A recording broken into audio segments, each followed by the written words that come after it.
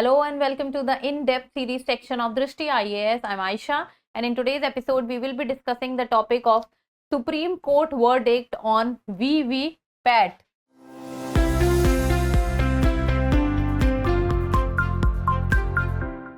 So Supreme Court VVPAT judgment. As we all know that the process of Lok Sabha elections, the voting as of now is going on, and with this comes to the news the EVM voting machine and the VVPAT machine. So what the Supreme Court has said on it. First of all, about the points of discussion, first we'll be looking at the news, then about the judgment which Supreme Court has given. So what has changed and what has remained unchanged. In the end, prelims practice question. Topic is of important from general studies paper 2, that is polity section. So the news talks about Supreme Court VVPAT judgment, what has changed and what not changed. So VVPAT judgment. So let us first see. Okay, look at this image. So if you people are going to vote or already have voted or will be going to vote, this is the setup which you will be seeing when you go inside the polling booth and you cast your vote. So what happens in it is there is a VVPAT machine, there is an EVM, that is the electronic voting machine, then there is VVPAT, that is voter verifiable technique, and then there is a controlling unit. So this controlling unit remains with the presiding officer, who is heading the polling booth. And then there is an EVM. EVM is the electronic voting machine. So what happens is when you go and press the button, see, on one side the symbol is made, while on the other side the name is written, and then there is a serial number, and then you have to press whichever button you want to press. So whenever you press the button on the EVM, then you cast your vote, and then what happens is that the VVPAT machine, which is connected to the EVM, and it works like a printer to the EVM, which gives verification about the voting that you have done, that whether you have cast the right vote or the wrong vote. So what happened, this is the VVPAT machine. So here on the screen on the VVPAT machine, the vote which you have casted, that the symbol which will appear here, and that will appear for around 7 seconds, for 7 seconds, and then the vote will go inside the box, the paper vote will go inside the box, and that is how as of now this whole scenario works. And then in the end a beep sound comes and the round of one single individual comes to an end. So this is the whole scenario. So what has happened is, so there were many pleas which was being filed, and the Supreme Court was hearing on those pleas. So the Supreme Court has rejected. So the Supreme Court has rejected a plea for 100% verification of VVPAT, that is the voter verifiable paper audit trial.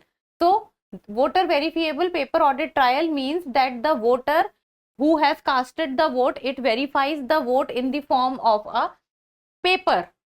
So the Supreme Court has rejected a plea for 100% verification of VVPAT slips with the EVM count.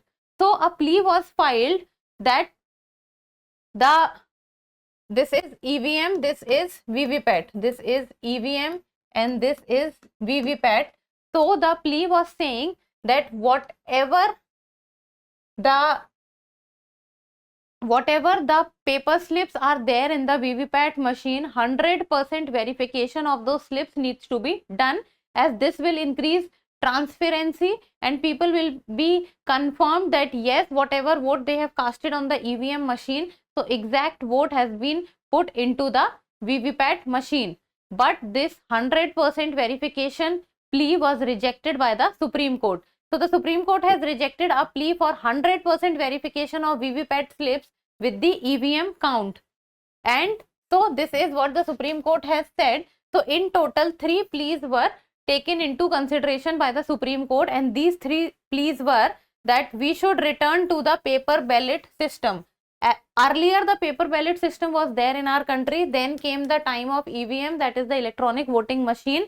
As the paper ballot system, the biggest problem which was coming up was of fake votes, and people were not casting vote while the fake votes were being casted. Then came the EVM, that is the electronic voting machine, but one of the plea was talking about that we should return to the paper ballot system.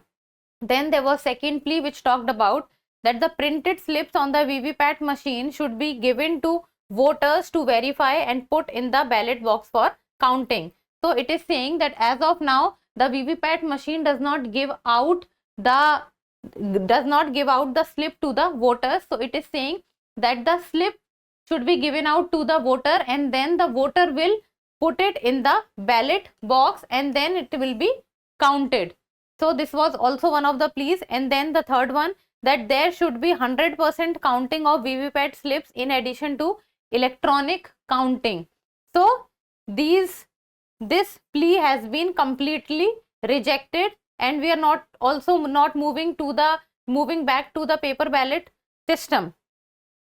So after the Supreme Court has given its judgment that 100% verification of VVPAT with EVM will not be done, so what remains unchanged is that for the voter the things are as it is. So there is absolutely no change from the side of the voter, and then voting will continue to take place using EVMs. So as of now we are not moving back to the paper ballot.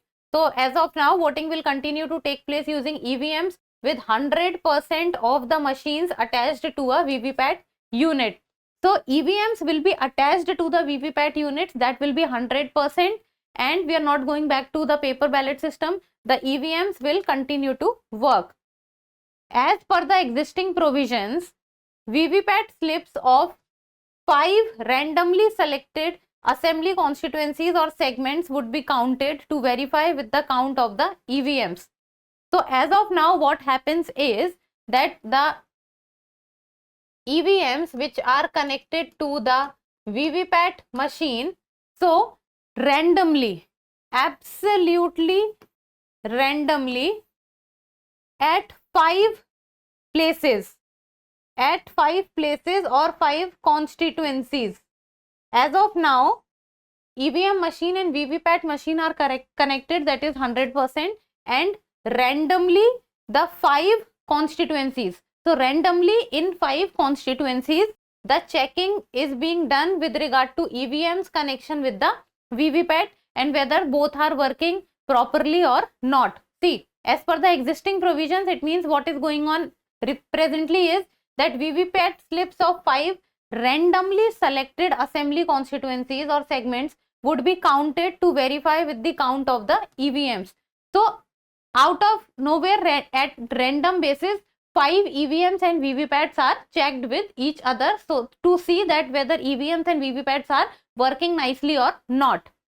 Then one of the petitioner, that is the ADR, that is Association of Democratic Reforms, it was talking, or it sought 100% counting of VVPAT slips.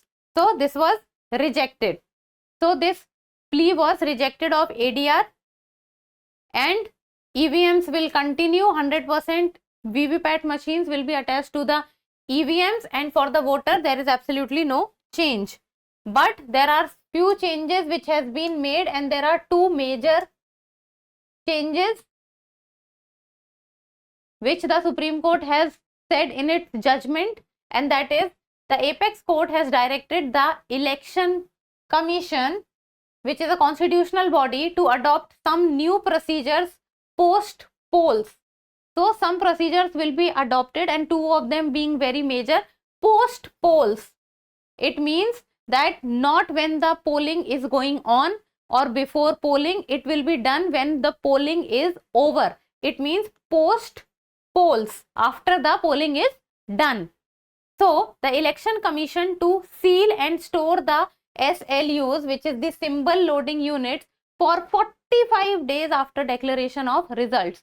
So whenever the results are being declared for the Lok Sabha elections, so the symbol loading units, so the symbol loading units will be sealed and they will be stored for 45 days after declaration of the result.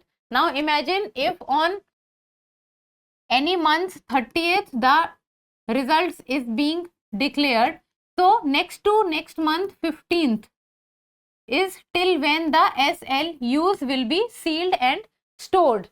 So SLUs is the symbol loading unit. Symbol loading unit means that, see this image, so see EVMs has the name and the symbol, while VVPAT also shows the symbol of the person or the candidate for whom the vote has been cast. Now how the VVPAT gets this connection of the symbols? So it is through the SLUs, that is the symbol loading unit. So the symbol loading unit works as the memory house, and then it loads the candidate and the symbol to a computer, and then through the computer the loading of the candidate name and symbol is being done to the machines. So that is how SLU works, and the Supreme Court has said that the SLUs after the declaration of result for 45 days should be sealed and should be stored. So SLUs are memory units that are first connected to a computer to load election symbols onto it, and then used to enter symbols of the candidates on the VVPAT machine. So it is through these SLUs that the symbols and the name of the candidates are being transferred to the VVPAT and EVMs. Now SLUs are to be opened, examined and dealt with the same way as EVMs. So SLUs will be given more importance, and they will be opened, examined and dealt with the same way as the EVMs, because it is with regard to the SLUs that if SLUs will not work properly, then automatically the VVPAT machines will not be able to work properly, as it is the SLU which is putting the information or the data inside the VVPAT machine. Then the Supreme Court has enabled candidates to seek verification of the EVMs. So candidates will be enabled to seek verification of the EVMs, and then candidates coming second or third can ask for a verification of the memory semicontrollers in 5% of EVMs per assembly segment of each parliamentary constituency. So this has also been done, that the candidates can verify the EVMs, but it will be done only in 5% of EVMs per assembly segment of each parliamentary constituency. It means that, now imagine if this is a parliamentary constituency and there are many EVMs placed, so out of all these EVMs only 5% of the EVMs can be verified. See, 5% of EVMs per assembly segment of each parliamentary constituency. So each parliamentary constituency, so there is one constituency under which there are many EVMs placed, and out of those 5% of the EVMs, it can be verified. And the candidates or representatives can identify EVMs by the polling station or serial number. Now that is obvious. Then the request for verification has to be made within 7 days of the declaration of results. So this request needs to be made the day the results are declared, then from that day to 7 extra days. So imagine that day plus 7 days. And the candidates will have to bear the expenses. So whatever expenses will be of looking in the process of EVMs, then the expenses has to be borne by the candidate, which will be refunded in case the EVM is found to be tampered with. So if the EVM will be found to be tampered with, then the expenses will be refunded, but if the EVM will come out neatly, then the expenses will be borne by the candidate. So this was it about the VVPAT judgment by the Supreme Court.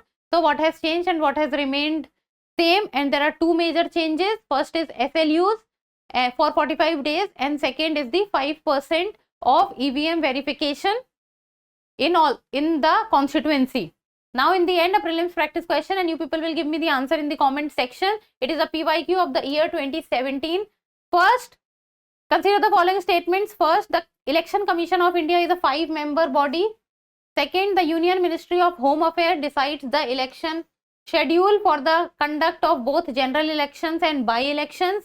Third, Election Commission resolves the disputes relating to splits, mergers of recognized political parties. Which of the statements given above is or are correct? That is 1 and 2 only, 2 only, 2 and 3 only, or 3 only. So give me the answer in the comment section, and that's all for today. Thank you so much for watching. Till we meet next time, keep reading, keep writing, and keep subscribing to the channel. Thank you.